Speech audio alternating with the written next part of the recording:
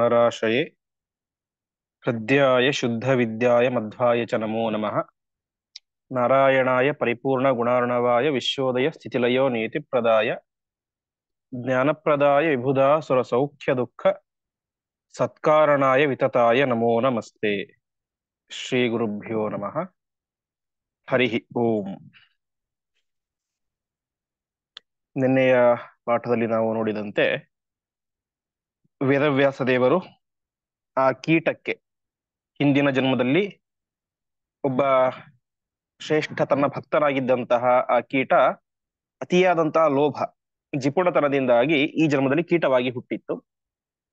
ಅದಕ್ಕೆ ಒಳ್ಳೆ ರಾಜನ ಸ್ಥಾನವನ್ನು ಕೊಟ್ಟು ಮತ್ತೆ ಮುಂದೆ ಆ ಕೀಟಕ್ಕೆ ಉತ್ತಮ ಬ್ರಾಹ್ಮಣ ಜನ್ಮವನ್ನು ಕೊಟ್ಟು ಅಲ್ಲಿ ಮತ್ತೆ ಒಳ್ಳೆ ಜ್ಞಾನೋಪದೇಶ ಎಲ್ಲವನ್ನು ಕೂಡ ಮಾಡಿಸಿ ಮುಂದೆ ಮೋಕ್ಷವನ್ನು ನೀಡಿದ ಎಂಬುದಾಗಿ ಇಷ್ಟು ವಿಚಾರವನ್ನು ಹಿಂದೆ ನೋಡಿದ್ವಿ. ಮುಂದೆ ವೇದವ್ಯಾಸ ದೇವರ ಮಗನಾದಂತಹ ಶುಕಾಚಾರ್ಯರ ಅವತಾರ ಮಾಡಿದಂತಹ ಭಾಗವನ್ನ ತಿಳಿಸ್ತಾ ಹೋಗ್ತಾರೆ. 69ನೇ ಶ್ಲೋಕ. ಅಥಾಸ್ಯ ಪುತ್ರತ್ವಂ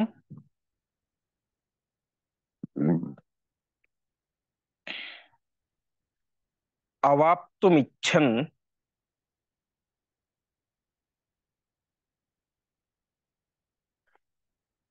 ಚಚಾರ ರುದ್ರಃ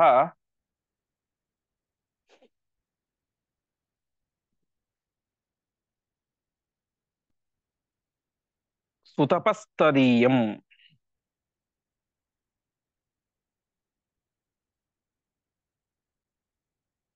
ದದೌ ಚ ತಸ್ಮೈ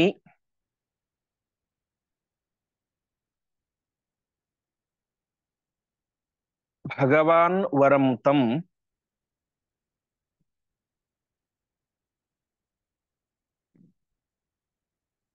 ಸ್ವಯಂ ಚ ತಪ್ತ್ವೇವ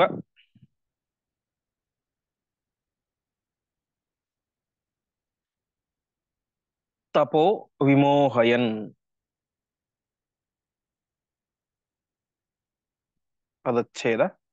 ಅಥ ಅಸ್ಯ ಪುತ್ರತ್ವಂ ಅವಾಪ್ತುಂ ಇಚ್ಛನ್ ಚಚಾರ ರುದ್ರಃ ಸುತಪಃ ತದೀಯಂ ದದೌ ಚ ತಸ್ಮೈ ಭಗವಾನ್ ವರಂ ತಂ ಸ್ವಯಂ ಚ ತಪ್ತ್ವಾ ಏವ ತಪಃ ವಿಮೋಹಯನ್.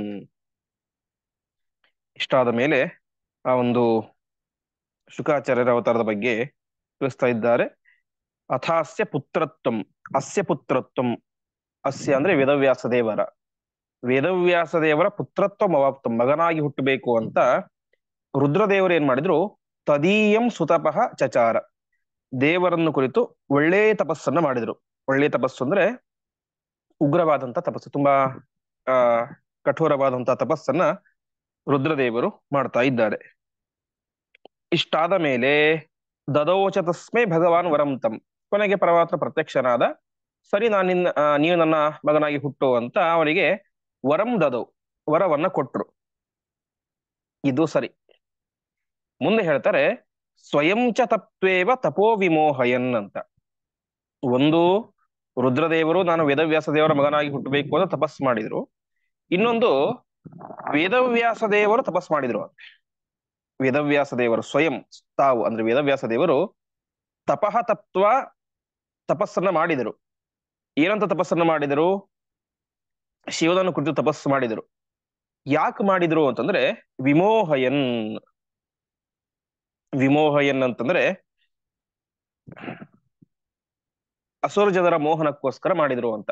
ಅರ್ಥಾತ್ ಇಲ್ಲಿ ಎರಡು ಪ್ರಸಂಗ ನಡೆಯಿತು. ಒಂದು, ರುದ್ರದೇವರು ವೇದವ್ಯಾಸ ದೇವರ ಮಗನಾಗಿ ಹುಟ್ಟಬೇಕು ಅಂತ ತಾವು ತಪಸ್ಸು ಮಾಡಿದ್ರು. ವೇದವ್ಯಾಸ ದೇವರು ರುದ್ರ ತನ್ನ ಮಗನಾಗಿ ಹುಟ್ಟಬೇಕು ಅಂತ ತಾವು ತಪಸ್ಸು ಮಾಡಿದ್ರು. ಆದರೆ ವೇದವ್ಯಾಸ ದೇವರು ತಪಸ್ಸು ಮಾಡಿದ್ರು ಅಸುರ ಜನರ ಮೋಹನಕ್ಕೋಸ್ಕರ ಅಂತ. ಹಾಗಾಗಿ ಹಿಂದೆ ಪ್ರಾರಂಭದಲ್ಲಿ ಹೇಳಿದೆ, ಕೆಲವರು ವೇದವ್ಯಾಸರನ್ನ ಯಾವುದೋ ಕಶ್ಚನ ಋಷಿ, ಯಾವುದೋ ಒಬ್ಬ ಋಷಿ, ಸಂಸ್ಕೃತದಲ್ಲಿ ಕಶ್ಚನ ಅಂದ್ರೆ ಯಾವುದೋ ಒಂದು ಅಂತ ಅಂದ್ರೆ ಒಂದ್ಸಲ ತಾತ್ಸಾರ ಭಾವನೆ. ವೇದವ್ಯಾಸ ದೇವರು ಕೂಡ ಹಾಗೆ ಯಾವುದೋ ಒಬ್ಬ ಋಷಿ ಎಂಬುದಾಗಿ ಅನೇಕ ಜನ ಹೇಳ್ತಾರೆ. ಅದು ಅವರ ಯೋಗ್ಯತೆ. ಆ ರೀತಿ ಹೇಳ್ತಾರೆ ಅಂದ್ರೆ ಅವರು ತಾಮಸ ಸ್ವಭಾವದವರೇ ಆಗಿರ್ತಾರೆ. ಅವರಿಗೆ ಆ ರೀತಿ ಜ್ಞಾನ ಬಂದದ್ದು ಹೇಗೆ? ವೇದವ್ಯಾಸ ದೇವರು ಯಾರೋ ಒಬ್ಬ ಋಷಿ, ಅಪಾಂತರತಮ ಋಷಿ ಅಂತೆಲ್ಲ ಕೆಲವೊಬ್ರು ಹೇಳ್ತಾರೆ. ಕಾರಣ ಇಷ್ಟೆಲ್ಲ ಕಾರಣಗಳು ಏನು, ವೇದವ್ಯಾಸರು ತಪಸ್ ಮಾಡಿದ್ರು. ತಪಸ್ ಮಾಡಿದಂತ ಏನಾಗುತ್ತೆ, ದೇವ್ರ ತಪಸ್ ಮಾಡ್ತಾನ? ದೇವ್ರ ತಪಸ್ ಮಾಡೋದಿಲ್ಲ. ಯಾಕಂದ್ರೆ ದೇವರು ಪೂರ್ಣ ಕಾಮ, ಅವನಿಗೆ ಯಾವ ಕಾಮನೆಗಳು ಇಲ್ಲ. ಹಾಗಾಗಿ ತಪಸ್ ಮಾಡಿದ ಅಂತಂದ್ರೆ ಅವ ದೇವರಲ್ಲ, ಯಾವ್ದೊಬ್ಬ ಋಷಿ ಇರಬೇಕು ಅಂತ. ಹೀಗೆ ಅಸುರ ಜನರ ಮೋಹನಕ್ಕೋಸ್ಕರ ವೇದವ್ಯಾಸ ದೇವರು ಕೂಡ ರುದ್ರದೇವರನ್ನು ಕುರಿತು ತಪಸ್ಸನ್ನು ಮಾಡಿ ನನ್ನ ಮಗನಾಗಿ ಹುಟ್ಟು ಎಂಬುದಾಗಿ ತಾವು ಪ್ರಾರ್ಥನೆ ಮಾಡಿದ್ರು. ಕೊನೆಗೆ ಸರಿ ಅಂತ ಪ್ರತ್ಯಕ್ಷ ವರವನ್ನು ಕೂಡ ಕೊಟ್ರು. ಈ ರೀತಿಯಾಗಿ ಆ ಒಂದು ವಿಚಾರವನ್ನು ಆಚಾರ್ಯರು ತಿಳಿಸ್ತಾ ಇದ್ದಾರೆ. ಮುಂದೆ ವಿಮೋಹನಾಯ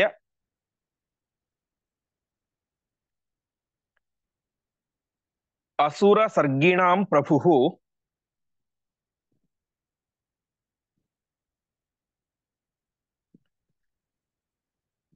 ಸ್ವಯಂ ಕರೋತೀವ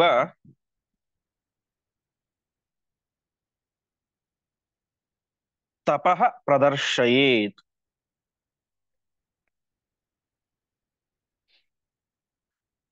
ಕಾಮಾದಿ ದೋಷಾಂಶ್ಚ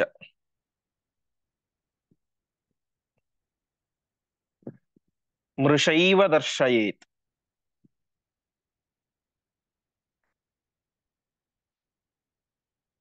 ನ ತಾವತಾ ತಸ್ಯ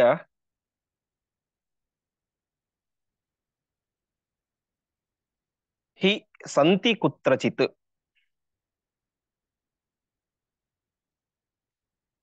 ಪದಚ್ಛೇದ. ವಿಮೋಹನಾಯ ಅಸುರ ಸರ್ಗಿಣಾಂ ಪ್ರಭು ಸ್ವಯಂ ಕರೋತಿ ಇವ ತಪಃ ಪ್ರದರ್ಶಯೇತ್. ಕಾಮಾದಿ ದೋಷಾನ್ ಚ ಮೃಷಾ ಏವ ದರ್ಶಯೇತ್. ನ ತಾವತ ತಸ್ಯ ಹಿ ಸಂತಿ ಕುತ್ರಚಿತ್. ಸರ್ವಸಮರ್ಥರು ಪ್ರಭು ಅಂದ್ರೆ ಸರ್ವಸಮರ್ಥರು. ಸರ್ವಸಮರ್ಥರಾದಂತಹ ವೇದವ್ಯಾಸ ದೇವರು ಯಾಕೆ ತಪಸ್ ಮಾಡಿದ್ರು ಅಂತಂದ್ರೆ ಅಸುರ ಸರ್ಗಿಣಾಂ ವಿಮೋಹನಾಯ, ಅಸುರ ಜನರ ಮೋಹನಕ್ಕೋಸ್ಕರ ಸ್ವಯಂ ತಪಃ ಕರೋತೀವ ಪ್ರದರ್ಶಯೇ, ತಾವು ತಪಸ್ಸನ್ನ ಮಾಡುವಂತೆ ಪ್ರದರ್ಶನ ತೋರಿಸಿಕೊಳ್ತಾರೆ. ನಾಟಕ ಪ್ರದರ್ಶನ. ನಾಟಕದಲ್ಲಿ ಅವರಿಗೆ ವಾಸ್ತವ ದುಃಖ ಆಗಿರೋದಿಲ್ಲ. ಯಾವುದೋ ಒಂದು ನಾಟಕ ಮಾಡ್ತಾ ಇರ್ತಾರೆ, ಅಥವಾ ಇವತ್ತು ನಾವು ಸಿನಿಮಾ ಅಂತ ನೋಡ್ತೇವೆ, ಅದರಲ್ಲಿ ಅವರಿಗೆ ದುಃಖ ಆಗಿರೋದಿಲ್ಲ. ಅಥವಾ ಯಾರೊಂದೊಬ್ಬರು ಮದುವೆ ಆದ್ರೆ ಮದುವೆ ಆಗಿರೋದಿಲ್ಲ, ಅಲ್ಲಿ ಮದುವೆಯಾದಂತೆ ನಟನೆ ಅಷ್ಟೇ. ಆ ರೀತಿಯಾಗಿ ಇಲ್ಲೂ ಕೂಡ ವೇದವ್ಯಾಸ ದೇವರು ತಪಃ ಪ್ರದರ್ಶಯೇತ್, ತಪಸ್ಸು ಮಾಡಿದಂತೆ ತೋರಿಸಿಕೊಂಡ್ರು ಹೊರತು ನಿಜವಾಗಿಯೂ ಅವರು ಏನ್ ಮಾಡಲಿಲ್ಲ, ತಪಸ್ಸನ್ನ ಮಾಡಲಿಲ್ಲ ಎಂಬುದಾಗಿ ತಿಳಿಸ್ತಾ ಇದ್ದಾರೆ. ಅಷ್ಟು ಮಾತ್ರ ಅಲ್ಲ, ಕಾಮಾದಿ ದೋಷಾಂಶ ಮೃಷೈವ ದರ್ಶಯೇತ್. ಮುಂದೆ ಬರುತ್ತೆ, ವೇದವ್ಯಾಸ ದೇವರು ಒಂದು ಹೆಣ್ಣು ಗಿಳಿಯನ್ನು ನೋಡಿ ಅವರ ವೀರ್ಯ ಪತನ ಆಯಿತು ಅಂತೆಲ್ಲ ಬರುತ್ತೆ. ಅಂದ್ರೆ ಏನು, ವೇದವ್ಯಾಸ ದೇವರಿಗೆ ಕಾಮ ಅನ್ನೋದಿದೆ ಅಂತ. ಅದಕ್ಕೆ ಹೇಳ್ತಾರೆ ಕಾಮಾದಿ ದೋಷಾಂಶ ಮೃಷೈವ ದರ್ಶಯೇತ್. ಮೃಷ ಅಂದ್ರೆ ಸುಮ್ಮನೆ, ಸುಳ್ಳು ಅಂತ. ಅವರಿಗಿರುವಂತಹ ಕಾಮ ಇದ್ದಂತೆ ತೋರಿಸ್ಕೊಳ್ತಾಳೆ, ಅದೇ ರೀತಿ ದುಃಖ ಇದ್ದಂತೆ ತೋರಿಸ್ಕೊಳ್ತಾರೆ. ಇದರಲ್ಲಿ ಬರುತ್ತೆ ಭಾಗವತದಲ್ಲಿ ಶುಕಾಚಾರ್ಯ ವರ್ಣನ ಬಗ್ಗೆ ಮಾಡ್ಬೇಕಾದ್ರೆ, ಪುತ್ರೇತಿ ತನ್ಮಯತೆಯ ತರವೋಪಿನೇದು ತಮ್ ಸರ್ವಭೂತ ಹೃದಯಂ ಮುನಿಮಾನತೋಸ್ವಿ ಅಂತ ವೇದವ್ಯಾಸ ದೇವರಿಗೆ ಶುಕಾಚಾರ್ಯ ಹುಡ್ತಾರೆ. ಅವಾಗ ಅವರು ನನಗೆ ಏನು ಸಂಸಾರ ಎಲ್ಲ ಬೇಡ, ನಾನು ಸನ್ಯಾಸಿ ಆಗ್ತೇನೆ ಅಂತ ಹೊರಟು ಬಿಡ್ತಾರೆ ಅಂತೆ. ಆವಾಗ ತನ್ಮಯತೆಯಿಂದ, ಮಗನ ಮೇಲಿನ ಅತಿಯಾದಂತಹ ವ್ಯಾಮೋಹದಿಂದಾಗಿ ಪುತ್ರ ಅಂತ ಜ್ವರ ಕರೀತಾರೆ ಅಂತೆ ವೇದವ್ಯಾಸ ದೇವರು. ಹಾಗಾದ್ರೆ ವೇದವ್ಯಾಸ ದೇವರು ಏನಿದೆ ಅಂತ ಆಯ್ತು, ನಿಮ್ಮಂತೆ ಕುಟುಂಬದ ಮೇಲೆ ವ್ಯಾಮೋಹ ಇದೆ ಅಂತ ಆಯ್ತು, ಹಾಗೆ ಕಾಮ ಇದೆ ಅಂತ ಆಯ್ತು. ಇದೆಲ್ಲ ದೋಷಗಳಲ್ವಾ ಅಂತಂದ್ರೆ, ಕಾಮಾದಿ ದೋಷಾಂಶ ಮೃಷೈವ ದರ್ಶಯತ್. ಕಾಮ ಮುಂತಾದಂತಹ ದೋಷಗಳನ್ನು ಕೂಡ ಸುಮ್ಮನೆ ಅವರು ತೋರಿಸ್ತಾರೆ, ಅದು ವಾಸ್ತವಿಕವಾಗಿ ಸುಳ್ಳು. ಹಾಗಾಗಿ ನತಾವತ ತಸ್ಯ ಹಿ ಸಂತಿ ಕುತ್ರಚಿತ್. ಇಷ್ಟನ್ನು ನೋಡಿದ ತಕ್ಷಣ ದುಃಖಪಟ್ರು, ಅಥವಾ ಗಿಳಿಯನ್ನು ನೋಡಿ ಮಗನನ್ನು ಹುಟ್ಟಿಸಿದ್ರು ಅಂದ ತಕ್ಷಣ ತಾವತ ಇಷ್ಟರಿಂದಲೇನೆ, ಅಂದ್ರೆ ಇಷ್ಟನ್ನು ಮೇಲ್ನೋಟಕ್ಕೆ ನೋಡಿಯೇನೆ ಅವರಿಗೆ ದೋಷಗಳು ಇದಾವೆ ಅಂತ ಹೇಳಬಾರದು. ಅವರಿಗೆ ಯಾವ ಸಂದರ್ಭದಲ್ಲಿಯೂ ದೋಷಗಳು ನ ಸಂತಿ. ಯಾವ ಸಂದರ್ಭದಲ್ಲಿಯೂ, ಯಾವ ಕಾಲದಲ್ಲಿಯೂ, ಯಾವ ದೇಶದಲ್ಲಿಯೂ ವೇದವ್ಯಾಸ ದೇವರಿಗೆ ದೋಷದ ಸ್ಪರ್ಶವೇ ಇಲ್ಲ. ದೋಷದ ಸ್ಪರ್ಶವೇ ಇಲ್ಲದೆ ಇರುವಂತಹ, ಹಿಂದೆ ನಾವು ಕೇಳಿದಂತೆ ಚಿದ್ಘನ ಸುಖ ಸ್ವರೂಪಿ, ಆನಂದ ಸ್ವರೂಪಿ, ಜ್ಞಾನ ಸ್ವರೂಪಿಯಾದಂಥವರು ವೇದವ್ಯಾಸ ದೇವರು ಅಂತ ತಿಳಿಸ್ತಿದ್ದಾರೆ. ಮುಂದೆ ತತಸ್ತ್ವರಣ್ಯೋ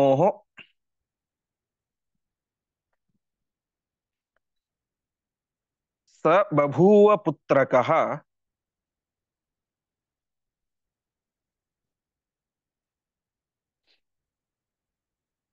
ಶಿವಸ್ಯ ಸೋಭೂತ್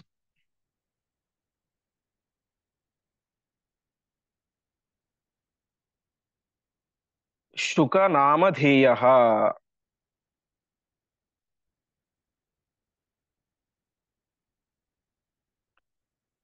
ಶುಕೀಃ ಭೂತ್ವಾ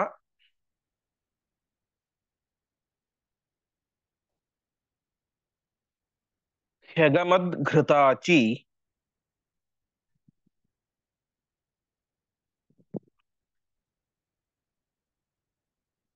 ವ್ಯಾಸಂ ವಿಮತ್ನಂತಂ ಉತಾರಣೀಂತಂ.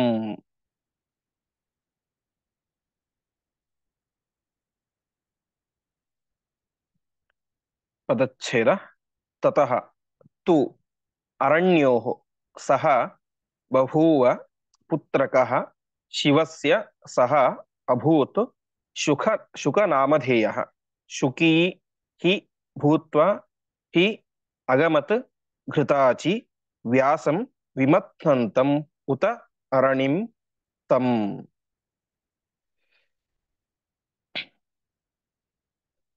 ತತಃ. ತತಃ ಅಂತಂದ್ರೆ ಆದ್ದರಿಂದ ಅಂತ. ಆದ್ದರಿಂದ ಅಂದ್ರೆ ವೇದವ್ಯಾಸ ದೇವರು ರುದ್ರನಿಗೆ ವರವನ್ನು ಕೊಟ್ಟಿದ್ದಾರೆ, ನನ್ನ ಮಗನಾಗಿ ನಿನಗೆ ಜನ್ಮ ಕೊಡ್ತೇನೆ ಅಂತ.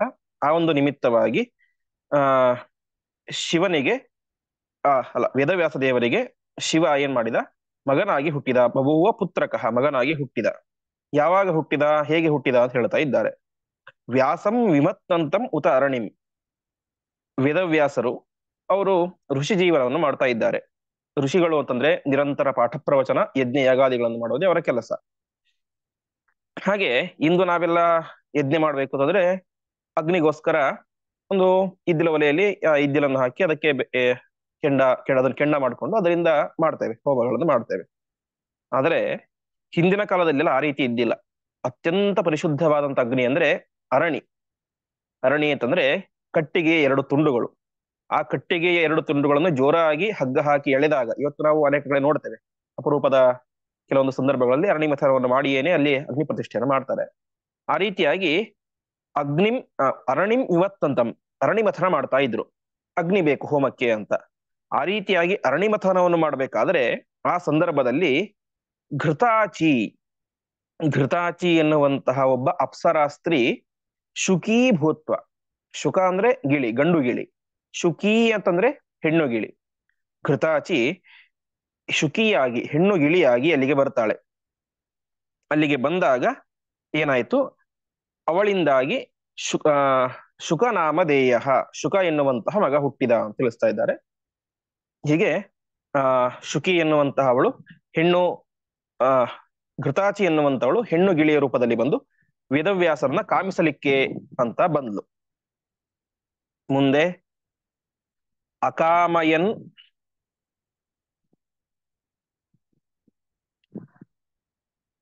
ಕಾಮುಕವತ್ಸ ಭೂತ್ವ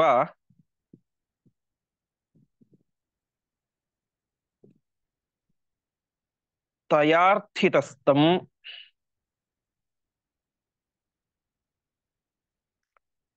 ಶುಕ ನಾಮಧೇಯಂ.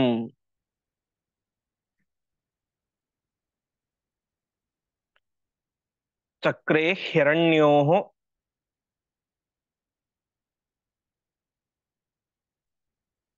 ತನಯಂ ಚ ಸೃಷ್ಟ್ವಾ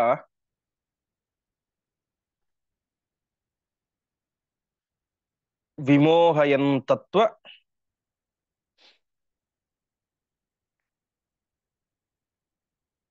ಮಾರ್ಗೇಶ್ವಯೋಗ್ಯಾನ್.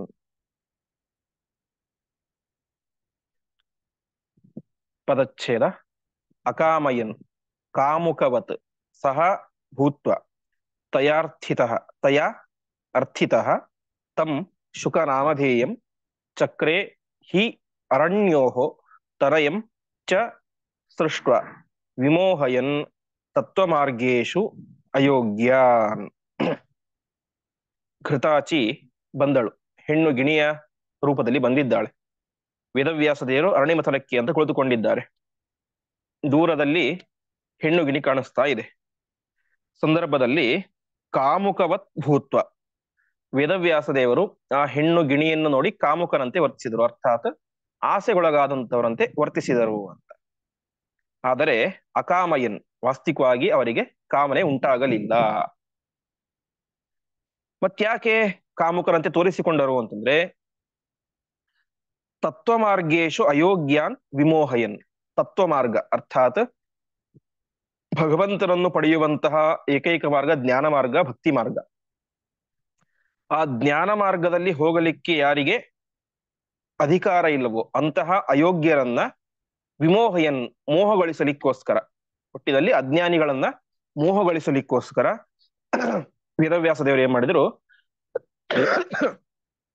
ಕಾಮುಕವತ್ ಭೂತ್ವ, ಕಾಮುಕರಂತೆ ತಮ್ಮನ್ನು ತಾವು ತೋರಿಸಿಕೊಂಡು, ಅರಣ್ಯೋಹೋ, ಅರಣಿಗಳಲ್ಲಿ, ಹಿಂದೆ ಹೇಳಿದಂತೆ ಎರಡು ಬೇಕು ಕಟ್ಟೆಗೆ, ಒಂದೇ ಕಟ್ಟೆಗೆ ಇದ್ರೆ ಆಗೋದಿಲ್ಲ. ಅರಣ್ಯೋಹ ಅಂದ್ರೆ ದ್ವಿವಚನ. ಅರಣಿಗಳಲ್ಲಿ ಮಗನನ್ನ ಹುಟ್ಟಿಸಿದರು. ತಯಾರ್ಥಿತ, ಯಾರನ್ನ, ರುದ್ರದೇವರನ್ನೇ ಮಗನನ್ನಾಗಿ ಹುಟ್ಟಿಸಿದರು. ಸರಿ, ನಾಮಕರಣ ಆಗ್ಬೇಕು, ಹೆಸರಿಡಬೇಕು. ಹೆಸರು ಏನಂತ ಇಟ್ರು ಅಂತಂದ್ರೆ, ತಯಾ ಅರ್ಥಿತ. ಆ ಶುಕಿ, ಕೃತಾಚಿ ಪ್ರಾರ್ಥನೆ ಮಾಡ್ತಾಳೆ ಅಂತೆ, ಶುಕ ಅಂತ ಹೆಸರಿಡಿ ಅಂತ. ಯಾಕಂದ್ರೆ ನಾನು ಹೆಣ್ಣು ಗಿಣಿಯ ವೇಷದಲ್ಲಿ ಬಂದಿದ್ದೇನೆ, ಹಾಗಾಗಿ ಇವನಿಗೂ ಕೂಡ ಶುಕ ಅಂತಾನೆ ಹೆಸರಿಡಿ ಅಂತ ಪ್ರಾರ್ಥನೆ ಮಾಡ್ತಾಳೆ ಶುಕಿ. ಅವಳ ಪ್ರಾರ್ಥನೆಯಂತೆ ತಯಾ ಅರ್ಥಿತ, ಪ್ರಾರ್ಥಿತ ಅಂತ, ಅವಳಿಂದ ಪ್ರಾರ್ಥಿತರಾದಂತಹ ವೇದವ್ಯಾಸ ದೇವರು ಶುಕನಾಮಧೇಯಂ ಚಕ್ರೆ, ಮಗನಿಗೆ ಶುಕ ಅಂತ ಹೆಸರಿಟ್ರು ಅಂತ ತಿಳಿಸ್ತಾ ಇದ್ದಾರೆ. ಹೀಗೆ ವೇದವ್ಯಾಸ ದೇವರಿಗೆ ಶುಕ ಅನ್ನುವಂತಹ ಮಗ ಹುಟ್ಟಿದ. ಇದಕ್ಕೆ ವ್ಯಾಖ್ಯಾನಕಾರರು ವ್ಯಾಖ್ಯಾನ ಮಾಡ್ತಾ ಹೇಳ್ತಾರೆ, ವೇದವ್ಯಾಸ ದೇವರಿಗೆ ಆ ರೀತಿಯಾದಂತಹ ಕಾಮ ಬರ್ಲಿಕ್ಕೆ ಸಾಧ್ಯ ಇಲ್ಲ ಅಂತ. ಯಾಕೆ ಅಂತಂದ್ರೆ, ಯಾವಾಗಲೂ ಕೂಡ ಒಬ್ಬ ಮನುಷ್ಯ ಗಂಡಸಿಗೆ ಇನ್ನೊಬ್ಬ ಮನುಷ್ಯ ಹೆಣ್ಣನ್ನು ನೋಡಿದ್ರೆ ಆಸೆ ಆಗುತ್ತೆ, ಸಹಜ ಅದು. ಅದೇ ಯಾವುದೋ ಒಂದು ಕರಡಿ, ಹೆಣ್ಣು ಕರಡಿ ನೋಡಿದ್ರೆ ಆಸೆ ಆಗುತ್ತಾ? ಇಲ್ಲ. ಹಾಗೆ ಒಂದು ಹೆಣ್ಣು ಕರಡಿಗೆ ಗಂಡು ಕರಡಿಯನ್ನು ನೋಡಿದ್ರೆ ಆಸೆ ಆಗುತ್ತೆ, ಗಂಡು ಸಿಂಹವನ್ನು ನೋಡಿದ್ರೆ ಆಗಲ್ಲ. ಹೀಗೆ ಪರಸ್ಪರ ಆಯಾಯ ಜೆಂಡರ್ಗಳಲ್ಲಿ, ಅರ್ಥಾತ್ ಗಂಡಸು ಹೆಂಗಸಿಗೆ, ಪುರುಷರಲ್ಲಿ, ಹಾಗೆ ಕರಡಿ ಜಾತಿಗಳಲ್ಲಿ ಗಂಡು ಕರಡಿಗೆ, ಹೆಣ್ಣು ಕರಡಿಗೆ, ಹಾಗೆ ಅದು ಯಾವುದೇ ಪ್ರಾಣಿಗಳಾಗಲಿ ಪಕ್ಷಿಗಳಾಗಲಿ ಅವುಗಳ ಜಾತಿಯ ಗಂಡಸಿನಲ್ಲಿ ಅಥವಾ ಹೆಂಗಸಿನಲ್ಲಿ ಭೋಗದ ಆಸೆ ಆಗುತ್ತೆ. ವೇದವ್ಯಾಸ ದೇವರು ಮನುಷ್ಯ ರೂಪದಲ್ಲಿ ಇದ್ದಾರೆ. ಅಂತಹ ಮನುಷ್ಯ ರೂಪದಲ್ಲಿರುವಂತಹ ವೇದವ್ಯಾಸ ದೇವರಿಗೆ ಫಸ್ಟ್ ಆಫ್ ಆಲ್ ಸ್ವತಃ ಸಾಕ್ಷಾತ್ ಪರಮಾತ್ಮ ಸ್ವಯಂ ಅವರಿಗೆ ಲಕ್ಷ್ಮೀ ದೇವಿ ಮೇಲೂ ಯಾವ ರೀತಿ ಬಯಕೆ ಇಲ್ಲ, ಇದು ಒಂದು ಮಾತು. ಇನ್ನೊಂದು, ಮನುಷ್ಯರಾಗಿ ಹುಟ್ಟಿದ್ದಾರೆ ಸರಿ ಅಂತ ಇಟ್ಕೊಂಡ್ರು ಕೂಡ ಹೆಣ್ಣು ಗಿಳಿಯ ಮೇಲೆ ಕಾಮ ಬರ್ಲಿಕ್ಕೆ ಹೇಗ್ ಸಾಧ್ಯ? ವೇದವ್ಯಾಸ ದೇವರಿಗೆ ಬೇಡ, ಒಬ್ಬ ಸಾಮಾನ್ಯ ಅತ್ಯಂತ ಕೆಳಮಟ್ಟದ ಮನುಷ್ಯನಿಗೆ, ಮಹಾ ಕಾಮುಕನಾದಂತಹ ಮನುಷ್ಯನಿಗೂ ಕೂಡ ಒಂದು ಹೆಣ್ಣನ್ನು ನೋಡಿದರೆ ಕಾಮ ಉಂಟಾಗಬಹುದು, ಆದರೆ ಹೆಣ್ಣು ಗಿಣಿಯನ್ನು ನೋಡಿದರೆ ಕಾಮ ಬರ್ಲಿಕ್ಕೆ ಸರ್ವಥಾ ಸಾಧ್ಯ ಇಲ್ಲ. ಹಾಗಾಗಿ ವೇದವ್ಯಾಸ ದೇವರು ತಾವೇನ್ ಮಾಡಿದ್ರು, ಹೆಣ್ಣು ಗಿಳಿಯನ್ನು ನೋಡಿ ಕಾಮ ಉಂಟಾದವರಂತೆ ತೋರಿಸಿಕೊಂಡರು ಹೊರತು ಅವರಿಗೆ ಸರ್ವಥಾ ಕಾಮ ಉಂಟಾಗಿಲ್ಲ. ಅಕಾಮಯನ್ ಕಾಮುಕವತ್ಸ ಭೂತ್ವ ಅಂತ ಕಾಮ ಉಂಟಾದವರಂತೆ ತೋರಿಸಿಕೊಂಡಿದ್ದಾರೆ ಹೊರತು ಒಬ್ಬ ಕಾಮನ್ ಮನುಷ್ಯ, ಸಾಮಾನ್ಯ ಮನುಷ್ಯನಿಗೇನೆ ಕಾಮ ಉಂಟಾಗ್ಲಿಕ್ಕೆ ಸಾಧ್ಯ ಇಲ್ಲ ಹೆಣ್ಣು ಗಿಳಿಯನ್ನು ನೋಡಿದಾಗ. ಅಂತಹದರಲ್ಲಿ ವೇದವ್ಯಾಸ ದೇವರಂತಹ ಸರ್ವೋತ್ತಮರಿಗೆ ಉಂಟಾಗ್ಲಿಕ್ಕೆ ಸಾಧ್ಯ ಇಲ್ಲ, ಅವರು ಆ ರೀತಿಯಾಗಿ ತೋರಿಸಿಕೊಂಡರು ಅಷ್ಟೇ. ಅದೇ ರೀತಿಯಾಗಿ ಅವಳ ಒಂದು ಇಚ್ಛೆಯಂತೆ ಶುಕ ಎಂಬುದಾಗಿಯೇನೆ ತಮ್ಮ ಮಗನಿಗೆ ನಾಮಕರಣವನ್ನ ಮಾಡ್ತಾ ಇದ್ದಾರೆ. ಮುಂದೆ ಶುಕಂ ತಮಾಶು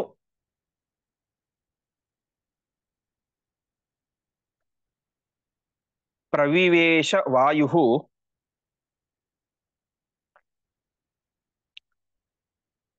ವ್ಯಾಸಸ್ಯ ಸೇವಾರ್ಥಂ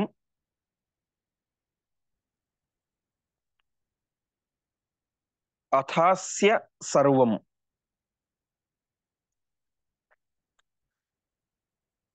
ಜ್ಞಾನಂ ದದೌ ಭಗವಾನ್ ಸರ್ವವೇದಾನ್ ಸ ಭಾರತಂ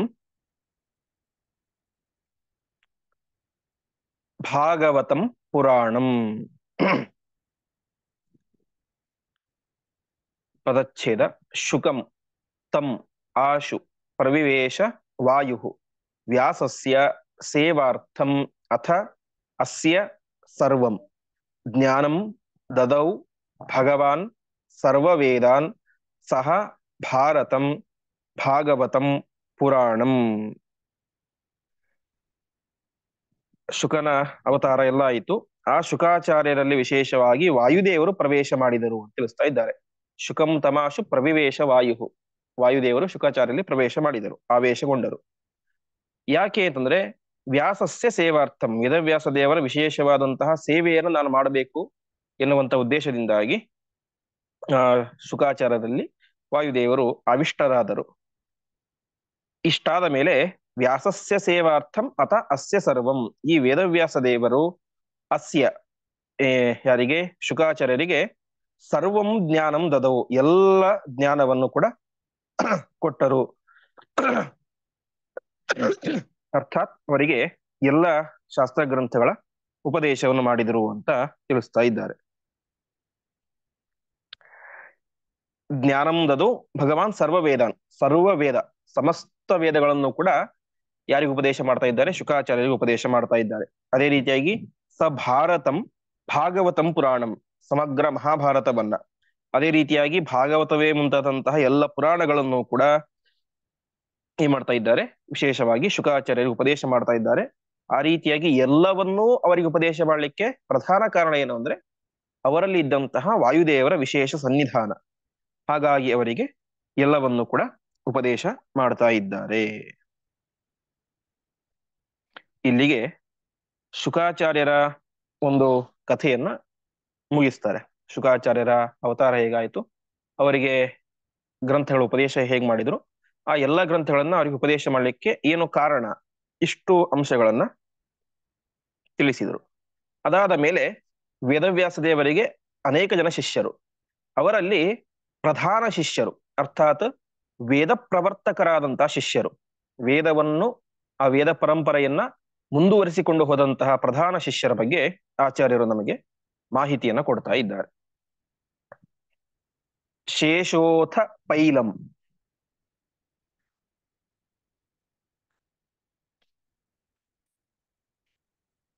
ಮುನಿಮಾವಿಷತ್ತದ,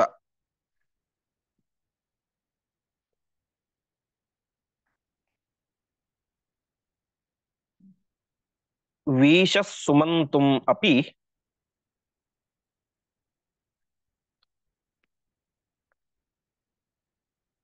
ವಾರುಣಿಂ ಮುನಿಂ.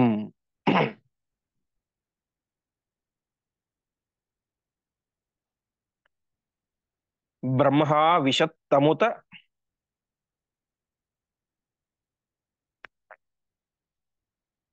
ವೈಶಂಪಾಯನಂ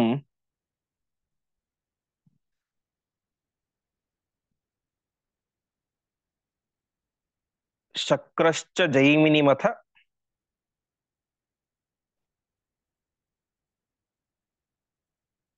ಆವಿಶತ್ ವಿಭುಃ.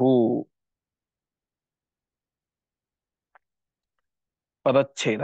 ಶೇಷಃ ಅಥ ಪೈಲಂ ಮುನಿಂ ಆವಿಶತ್ ತದ ವೀಶಃ ಸುಮಂತುಂ ಅಪಿ ವಾರುಣಿಂ ಮುನಿಂ ಬ್ರಹ್ಮ ಆವಿಶತ್ ತಂ ಉತ ವೈಶಂಪಾಯನಂ ಶಕ್ರಃ ಚ ಜೈಮಿನಿಂ ಅಥ ಆವಿಶತ್ ವಿಭುಃ. ಆಮೇಲೆ ಶೇಷಃ ಪೈಲಂ ಆವಿಶತ್, ಶೇಷದೇವರು ವಿಶೇಷವಾಗಿ ಪೈಲ ಎನ್ನುವಂತಹ ಋಷಿಯಲ್ಲಿ ಆವಿಷ್ಟರಾದರು ಅಂತ. ಪೈಲ ಅಂತ ವೇದವ್ಯಾಸ ದೇವರೊಬ್ಬ ಶ್ರೇಷ್ಠ ಶಿಷ್ಯರು, ದೊಡ್ಡ ಋಷಿಗಳು. ಆ ಪೈಲ ಎನ್ನುವಂತ ಋಷಿಗಳಲ್ಲಿ ಶೇಷದೇವರು ವಿಶೇಷವಾಗಿ ಆವಿಷ್ಟರಾದರು. ಆಮೇಲೆ ವೀಶಃ, ವಿ ಅಂತಂದ್ರೆ ಪಕ್ಷಿ, ವಿ ಈಶ ಪಕ್ಷಿಗಳಿಗೆ ಈಶ ಒಡೆಯನಾದಂತಹ ಗರುಡ. ಗರುಡ ಏನ್ ಮಾಡಿದ, ವೀಶಃ ಸುಮಂತುಂ ವಾರುಣಿಂ ಮುನಿಂ, ವಾರುಣಿಯಾದಂತಹ ಅರ್ಥಾತ್ ವರುಣನ ಮಗನಾದಂತಹ ಸುಮಂತು ಎನ್ನುವಂತಹ ಋಷಿಯನ್ನ ಗರುಡ ದೇವರು ಪ್ರವೇಶ ಮಾಡಿದರು. ಹೀಗೆ ಶೇಷದೇವರು ಪೈಲನಲ್ಲಿ, ಗರುಡ ಸುಮಂತುವಿನಲ್ಲಿ ಆಯಿತು. ಅದಾದ ಮೇಲೆ ಬ್ರಹ್ಮಾವಿಶತ್ ತಮುತ ವೈಶಂಪಾಯನಂ, ವೈಶಂಪಾಯನ ಎನ್ನುವಂತ ಋಷಿಗಳು. ಆ ವೈಶಂಪಾಯನ ಋಷಿಗಳಲ್ಲಿ ಬ್ರಹ್ಮದೇವರು ಪ್ರವೇಶ ಮಾಡ್ತಾ ಇದ್ದಾರೆ. ಆಮೇಲೆ ಶಕ್ರಶ್ಚ ಜೈಮಿನಿ ಮಥಾವಿಶದ್ ವಿಭುಹು ಅಂತ ಶಕ್ರ ಅಂದ್ರೆ ಇಂದ್ರದೇವರು ಜೈಮಿನಿ ಎನ್ನುವಂತ ಋಷಿಗಳಲ್ಲಿ ಪ್ರವೇಶ ಮಾಡಿದರು. ಹೀಗೆ 4 ಋಷಿಗಳಲ್ಲಿ 4 ಜನ ದೇವತೆಗಳು ತಾವು ಪ್ರವೇಶ ಮಾಡ್ತಾ ಇದ್ದಾರೆ. ಈ ಸಂದರ್ಭದಲ್ಲಿ ಆ ವರದರಾಜಾಚಾರ್ಯರು ಮತ್ತು ಜನಾರ್ದನಾಚಾರ್ಯರು ಮತ್ತು ವೇದಾಂಗ ತೀರ್ಥರೇ ಮೊದಲಾದಂತಹ ಅನೇಕ ವ್ಯಾಖ್ಯಾನಕಾರರು ಆ ಇಲ್ಲಿ ಏನು ವೀಶ ಸುಮಂತುಮಪಿ ವಾರುಣ ಮುನಿಂ ಅಂತ ಇದೆ, ಅಲ್ಲಿ ಸುಮಂತುವಿನಲ್ಲಿ ಗರುಡನ ಪ್ರವೇಶ ಆಯಿತು ಅಂತಿದೆ. ಅದಕ್ಕೆ ಇನ್ನೊಂದನ್ನ ಸೇರಿಸ್ತಾರೆ ವ್ಯಾಖ್ಯಾನದಲ್ಲಿ. ವಾರುಣಿ ಅಂತಂದ್ರೆ ಆ ವೇದದಲ್ಲಿ ಹೇಳ್ತಾರೆ ಭೃಗುರುವೈ ವಾರುಣಿಹಿ ಅಂತ, ವರುಣನ ಮಗ ಭೃಗು ಋಷಿಗಳು ಅಂತ. ಅಲ್ಲಿ ಭೃಗು ಋಷಿಗಳಲ್ಲೂ ಕೂಡ ಗರುಡನ ಆವೇಶ ಇತ್ತು ಅಂತ ಜನಾರ್ದನ ಭಟ್ಟಾರಕರು ಮತ್ತು ವರದರಾಜಾಚಾರ್ಯರು, ಚಟ್ಟಿಯಾಚಾರ್ಯರು ಮತ್ತು ವೇದಾಂಗ ತೀರ್ಥರೆಲ್ಲ ಹೇಳ್ತಾರೆ. ವಾದಿರಾಜರು ಅಲ್ಲಿ ಗರುಡ ಆವೇಶ ಇಲ್ಲ, ಕೇವಲ ಸುಮಂತುವಿನಲ್ಲಿ ಮಾತ್ರ ಗರುಡ ಪ್ರವೇಶ ಮಾಡಿದ ಎಂಬುದಾಗಿ ವ್ಯಾಖ್ಯಾನಕಾರರ ಅಭಿಪ್ರಾಯ.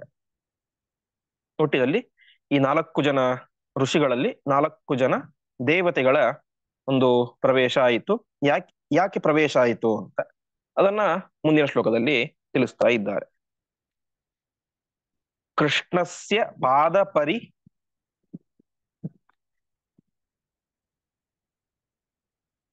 ಸೇವನೋತ್ಸುಕಾಃ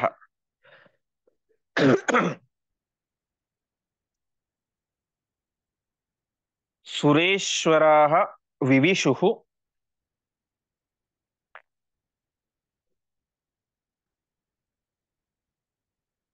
ಆಶು ತಾನ್ಮುನೀನ್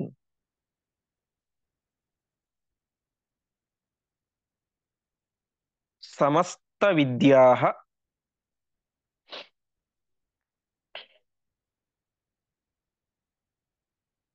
ಪ್ರತಿಪಾದ್ಯತೇಶ್ವಸೌ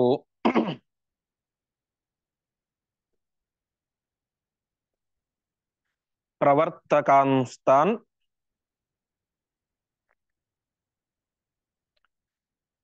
ವಿಧದೆ ಹರಿಃ ಪುನಃ.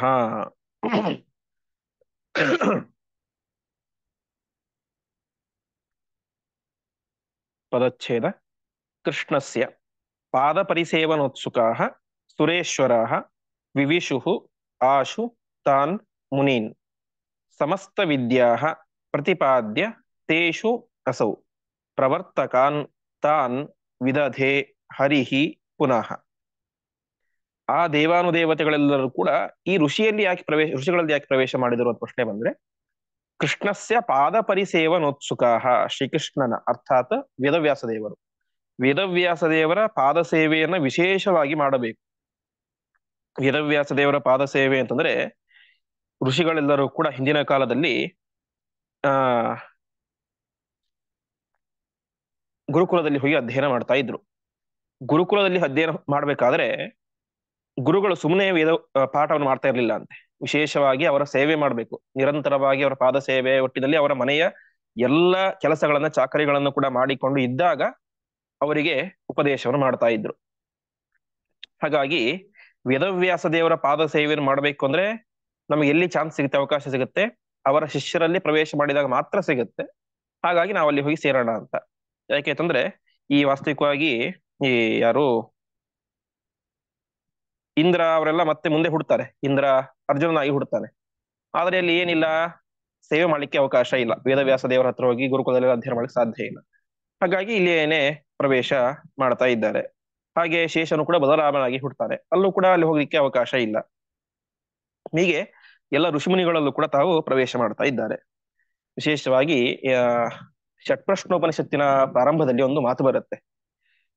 6 ಜನ ಋಷಿಗಳು, 6 ಜನ ಋಷಿ ಕುಮಾರರು, ಅವರು ಒಬ್ಬ ಋಷಿ ಹತ್ರ ಹೋಗ್ತಾರೆ ಅಂತೆ. ಅವ್ರಿಗೆ ಏನೋ ಪ್ರಶ್ನೆ ಇರುತ್ತೆ, 6 ಜನರಿಗೆ ಒಂದೊಂದು ಪ್ರಶ್ನೆ ಇರುತ್ತೆ. ಪ್ರಶ್ನೆಗೆ ಉತ್ತರ ಸಿಗೋದಿಲ್ಲ. ಅವರು ಹೋಗಿ ಒಬ್ಬ ಋಷಿಗಳ ಹತ್ರ ಹೋಗ್ತಾರೆ. ಋಷಿಗಳ ಹತ್ರ ಹೋಗಿ ಕೇಳ್ತಾರೆ, ನಮಗೆ ಈ ರೀತಿ ಪ್ರಶ್ನೆ ಇದೆ, ನೀವು ಉತ್ತರ ಕೊಡ್ಬೇಕು ಅಂತ. ಆವಾಗ ಋಷಿಗಳು ಹೇಳ್ತಾರೆ, ಸರಿ, ನೀವು ಸಂವತ್ಸರಂ ಅವಸತ, 1 ವರ್ಷಗಳ ಕಾಲ ನನ್ನ ಆಶ್ರಮದಲ್ಲಿ ವಾಸವಾಗಿರಿ, ವಿಶೇಷವಾಗಿ ನನ್ನ ಸೇವೆಯನ್ನು ಮಾಡಿ, ಎಲ್ಲ ರೀತಿ ಕೆಲಸಗಳನ್ನು ಕೂಡ ಮಾಡಿ. ಅಷ್ಟೆಲ್ಲ ಮಾಡಿದ ಮೇಲೆ ನನಗೊಂದು ವೇಳೆ ಆ ವಿಚಾರ ಗೊತ್ತಿದ್ರೆ ನಿಮಗೆ ಹೇಳ್ತೇನೆ, ಇಲ್ಲದೇ ಇದ್ರೆ ಹೇಳೋದಿಲ್ಲ ಅಂತ. ನೋಡಿ, 1 ವರ್ಷ ಸೇವೆ ಮಾಡಬೇಕು. ಆಮೇಲೆ ಅವ್ರು ಹೇಳ್ತಾರೆ, ನನಗೆ ಸಪೋಸ್ ನೀವು ಹೇಳಿದ್ದು ಗೊತ್ತಿದ್ರೆ ನಾ ಹೇಳ್ತೇನೆ, ಇಲ್ಲದೆ ಹೋದ್ರೆ ಹೇಳೋದಿಲ್ಲ. ಈ ವಿಚಾರಕ್ಕೆ ನೀವು ಈ ಕಂಡೀಷನ್ಗೆ ಒಪ್ಪಿಗೆ ಇದ್ರೆ ನೀವು ಇರಬಹುದು, ಇಲ್ಲೇ ಅದು ಹೋಗ್ಬಿಡ್ಬೋದು ಅಂತ ಹೇಳ್ತಾರೆ. ಅಂದ್ರೆ ಅಷ್ಟು ಪ್ರಾಮಾಣಿಕತೆ ಇತ್ತು. ನನಗೆಲ್ಲಾ ಗೊತ್ತಿದೆ, ನಾನೊಬ್ಬ ದೊಡ್ಡ ಋಷಿ, ಈ 6 ಜನ ಋಷಿಕುಮಾರರು ಇವರೇನು ಸಾಮಾನ್ಯರಲ್ಲ, ಇವರು ಒಬ್ಬ ದೊಡ್ಡ ಋಷಿಗಳ ಮಕ್ಕಳು 6 ಜನರು ಕೂಡ. ನೀವು ನನ್ನ ಹತ್ರ ಬಂದಿದ್ದೀರಿ, ನಾನು ನಿಮ್ಗೆಲ್ಲ ಹೇಳ್ಬಿಡ್ತೇನೆ ಅಂತ ಅವ್ರೇನು ಹೇಳಲಿಲ್ಲ. ಹೇಳಿದ್ದೇನು, 1 ವರ್ಷ ಸೇವೆ ಮಾಡಿ, ಗೊತ್ತಿದ್ರೆ ಹೇಳ್ತೇನೆ, ಇಲ್ಲದೆ ಇದ್ರೆ ಇಲ್ಲ ಅಂತ ಆ ರೀತಿ ಹೇಳ್ತಾರೆ. ಹಾಗೆ ಋಷಿಗಳ ಪಾದ ಸೇವೆಯನ್ನ, ವೇದವ್ಯಾಸ ದೇವರ ವಿಶಿಷ್ಟವಾದಂತಹ ಸೇವೆಯನ್ನ ಮಾಡಬೇಕು ಎನ್ನುವಂತ ಉದ್ದೇಶದಿಂದ. ಆಮೇಲೆ ಇನ್ನೊಂದು ಪ್ರಧಾನ ಸೇವೆ ಅಂದ್ರೆ ಜ್ಞಾನದ ಉಪದೇಶ. ವೇದವ್ಯಾಸ ದೇವರ ಮೂಲಕ ತತ್ವೋಪದೇಶ ಪಡೆದುಕೊಂಡು ಅದನ್ನ ಜಗತ್ತಿಗೆ ಕೊಡುವುದು ಇನ್ನೊಂದು ದೊಡ್ಡ ಸೇವೆ, ವೇದವ್ಯಾಸ ದೇವರ ಸೇವೆ. ಅದನ್ನು ಮಾಡಬೇಕು ಅಂತ ಎಲ್ಲ ದೇವಶ್ರೇಷ್ಠರು ಕೂಡ ತಾನ್ ಮುನೀನ್ ವಿವಿಶುಹು, ಆ ಮುನಿಗಳಲ್ಲಿ ವಿವಿಶುಹು ಪ್ರವೇಶ ಮಾಡಿದರು. ಆಮೇಲೆ ಏನಾಯ್ತು, ವೇದವ್ಯಾಸ ದೇವರು ಅಸೌ, ಈ ವೇದವ್ಯಾಸ ದೇವರು ಸಮಸ್ತ ವಿದ್ಯಾ ತೇಷು ಪ್ರತಿಪಾದ್ಯ, ಎಲ್ಲ ವಿದ್ಯೆಗಳನ್ನ ಅರ್ಥಾತ್ ವೇದಗಳನ್ನ, ಶಾಸ್ತ್ರಗಳನ್ನ, ಪುರಾಣಗಳನ್ನ, ಮಹಾಭಾರತವನ್ನ, ಬ್ರಹ್ಮತರ್ಕ ಮುಂತಾದಂತಹ ಗ್ರಂಥಗಳನ್ನ ವಿಶೇಷವಾಗಿ ಆ ಎಲ್ಲ ಋಷಿಗಳಿಗೆ, ಪೈಲ, ಸುಮಂತು, ಜೈಮಿನಿ ಮುಂತಾದಂತಹ ಎಲ್ಲ ಋಷಿಗಳಿಗೆ ಉಪದೇಶವನ್ನು ಮಾಡಿ ಪ್ರವರ್ತಕಾಂತಾನ್ ವಿದದೇ ಹರಿಪುನಃ, ಆ ಎಲ್ಲ ಋಷಿಗಳನ್ನು ಕೂಡ ಪ್ರವರ್ತಕರನ್ನಾಗಿ, ಅರ್ಥಾತ್ ಒಂದೊಂದು ವೇದಕ್ಕೆ ಒಬ್ಬೊಬ್ಬರು ಪ್ರವರ್ತಕರು ಅಂತ. ನೀನು ಋಗ್ವೇದವನ್ನು ಮುನ್ನಡೆಸಿಕೊಂಡು ಹೋಗಬೇಕು, ಋಗ್ವೇದವನ್ನ ಜಗತ್ತಿನಲ್ಲಿ ಎಲ್ಲ ಕಡೆಗೆ ಪ್ರಚಾರ ಮಾಡಿ ಉಪದೇಶ ಮಾಡುವಂತಹ ಜವಾಬ್ದಾರಿ ನಿನ್ನದು.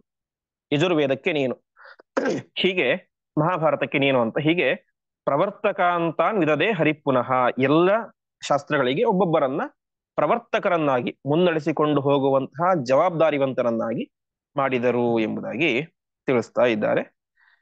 ಯಾವ್ಯಾವ ವೇದಕ್ಕೆ ಯಾರ್ಯಾರನ್ನು ಮಾಡಿದರು, ಋಗ್ವೇದಕ್ಕೆ ಯಾರನ್ನು ಮಾಡಿದರು, ಯಜುರ್ವೇದಕ್ಕೆ ಯಾರನ್ನು ಮಾಡಿದರು ಅಂತ ತಿಳಿಸ್ತಾ ಇದ್ದಾರೆ. ರುಚಾಂ ಪ್ರವರ್ತಕಂ ಪೈಲಂ,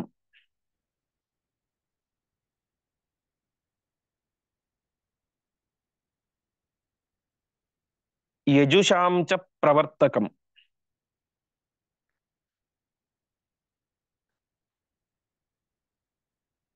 ವೈಶಂಪಾಯನಮೇವೈಕಂ,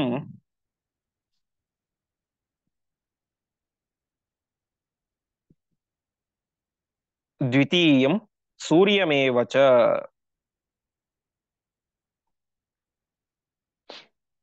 ಪದಚ್ಛೇದ.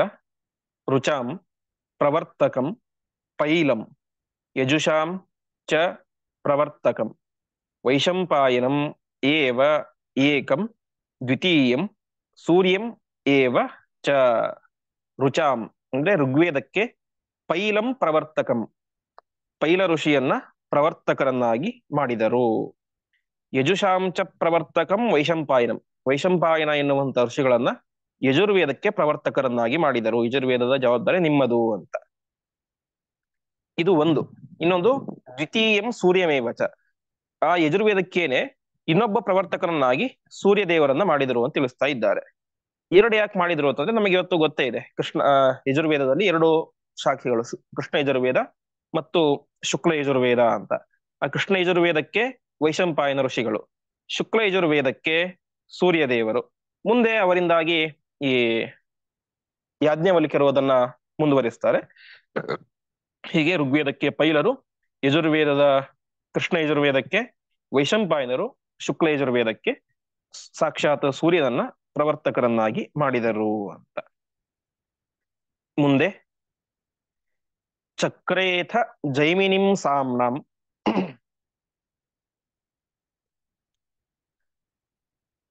ಅಥರ್ವಾಂಗಿರಸಾಮಪಿ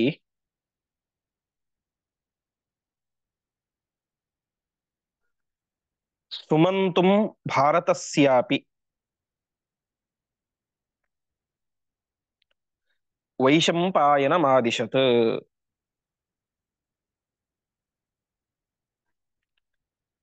ಪದಚ್ಛೇದ. ಚಕ್ರೆ ಅಥ ಜೈಮಿನಿಂ ಸಾಮ್ನಾಂ ಅಥರ್ವಾಂಗಿರಸಾಂ ಅಪಿ ಸುಮಂತುಂ ಭಾರತಸ್ಯಾಪಿ ವೈಶಂಪಾಯನಂ ಆದಿಶತ್. ಜೈಮಿನಿ ಋಷಿಗಳನ್ನು ಯಾವ್ದಕ್ ಮಾಡಿದ್ರು?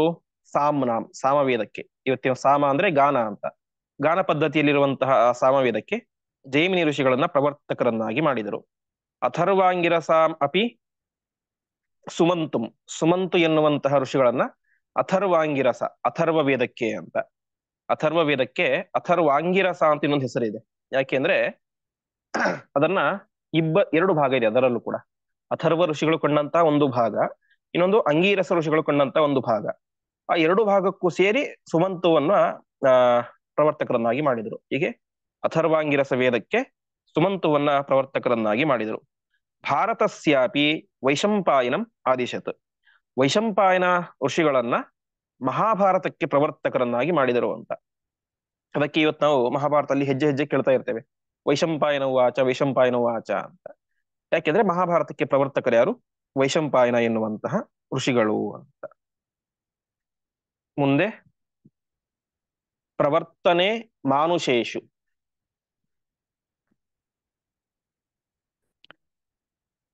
ಗಂಧರ್ವಾದಿಷು ಚಾತ್ಮಜಂ.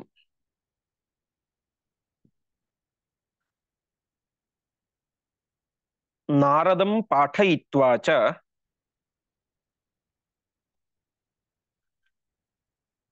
ದೇವಲೋಕ ಪ್ರವೃತ್ತಯೇ.